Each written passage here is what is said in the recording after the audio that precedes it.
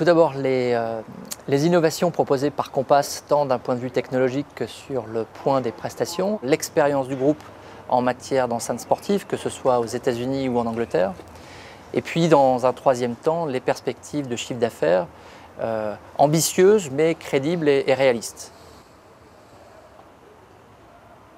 La mise en place d'un nouveau prestataire sur le tournoi est toujours un vrai challenge. C'est la raison pour laquelle une préparation rigoureuse est nécessaire. Et je dois avouer que l'équipe Compass a pris à bras-le-corps ce tournoi pour cette première édition. Et à l'occasion de réunions hebdomadaires ou de comités de pilotage mensuels, nous avons eu l'occasion de constater le grand professionnalisme de toutes les équipes. Les engagements qui avaient été pris au moment de la consultation et au moment des auditions ont été largement remplis. Ça nous a permis de voir que le groupe a fait ce qu'il a dit qu'il ferait, ce qui est extrêmement positif. Une des grandes nouveautés de cette année développée et mise en place par le groupe a été l'affichage dynamique, dont on peut dire qu'il s'agit d'une première en France.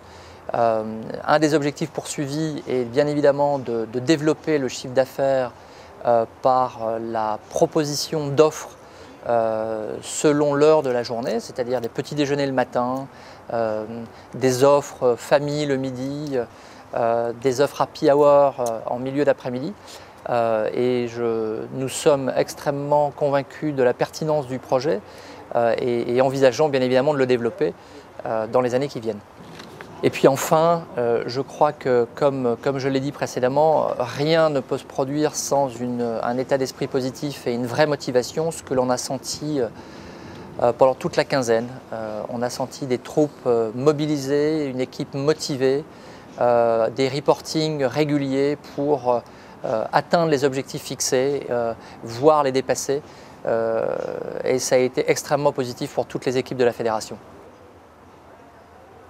Tout d'abord, je pense que le premier facteur clé de succès est une préparation sans faille. On ne réussit pas un challenge comme le tournoi de Roland-Garros sans une préparation minutieuse et rigoureuse, très en amont du tournoi. Le deuxième facteur clé de succès repose dans la qualité des prestations, des produits et des services. Nous avons innové cette année avec le groupe Compass en proposant des concepts de boutiques, de bandes de précommande ou de vendeurs ambulants. Et je crois que cela a permis d'atteindre les objectifs que nous nous étions collectivement fixés. En ce qui concerne la fédération, je crois pouvoir dire que la qualité du relationnel a été excellente.